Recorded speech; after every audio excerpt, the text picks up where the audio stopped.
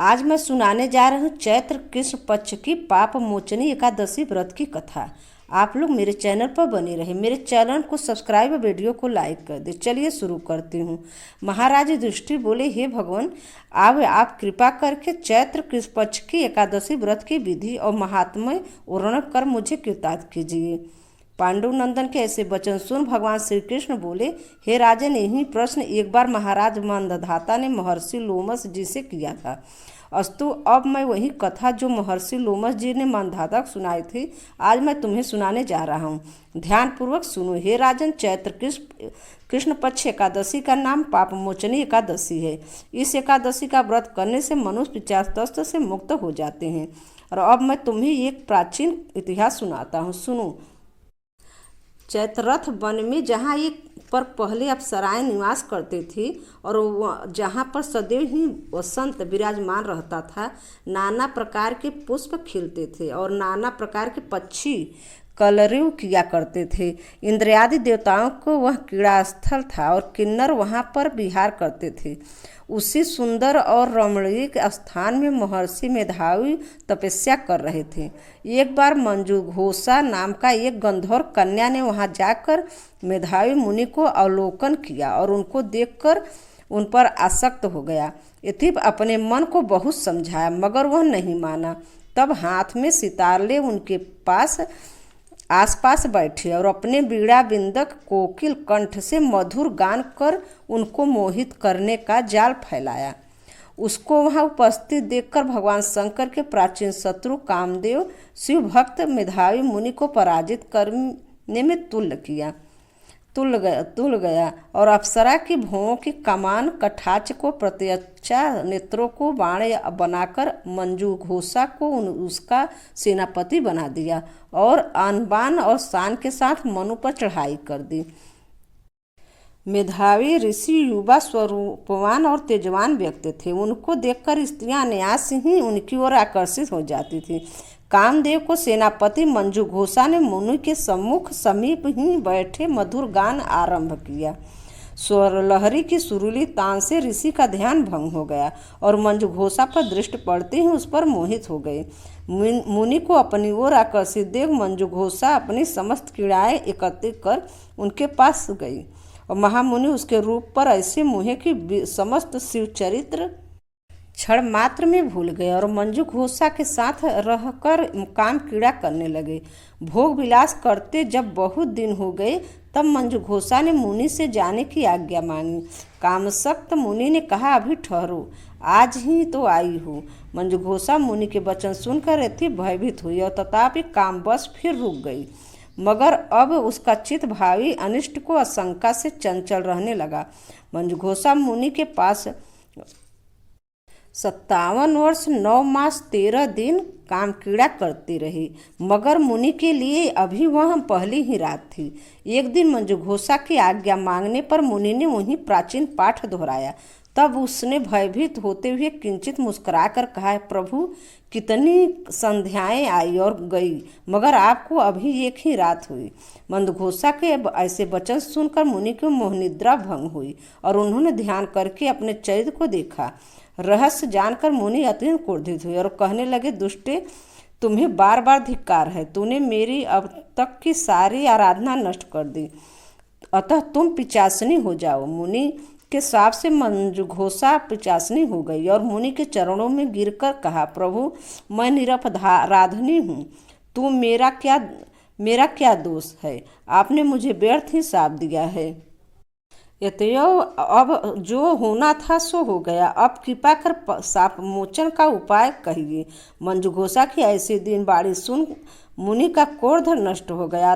तब उन्होंने कहा, जाओ चैत्र कृष्ण एकादशी का व्रत करो, तुम्हारा पाप नष्ट हो जाएगा। ऐसा कह वह अपने पिता च्यवन के पास गए। च्यवन ने इन्हें देखकर आश्चर्य करते हुए पूछा, तुमने कौन सा असत कार्य किया है जिससे तुम्हारे तेज और पुण्य नष्ट हो गया? मेधावी ऋषि ने पिता को सारा हाल बताकर पाप से मुक्त होने का उपाय पूछा। पुत्र के ऐसे पूछने पर च्यवन ने भी पुत्र को वही सलाह दी उन्होंने मंजुघोषा को दी थी। अस्तु, मेधावी ऋषि और मंजुघोषा दोनों ने पापमोचनी एकादशी का व्रत कर अपने अपने पापों को नष्ट किया। पाप मोचनी एकादशी का यह प्रभाव कि व्रत करने वाले को पाप नष्ट हो जाए। इस कथा के कहने और सुनने से हजारों गोदान का फल होता है और ब्रह्म हत्या, स्वर्ण चुराने का पाप, शराब पीने का पाप, गुरु पत्नी गमन या पाप या संसार के समस्त पापों को यह पाप मोचनी एकादशी नष्ट करती हैं। कथा यहीं पे समाप्त होती है। विष्णु जी की आरती। ओम जय जगदीश हरे, प्रभु जय जगदीश हरे।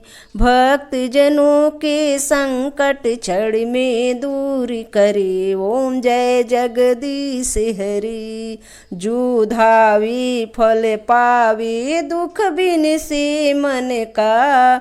सुख संपत्ति घर आवे, कष्ट मिटे तन का। ओम जय जगदीश हरे।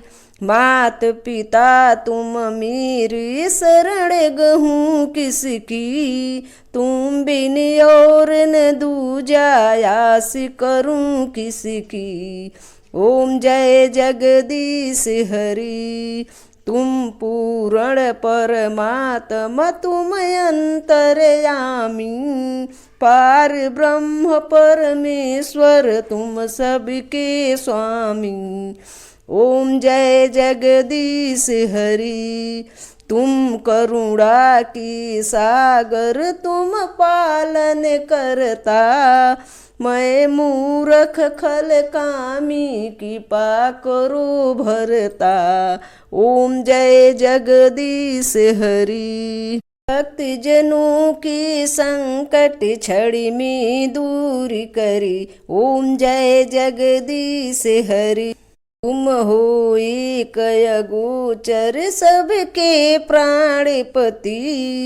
किसी विधि मिलूं दया मैं, तुमको मैं कुमति।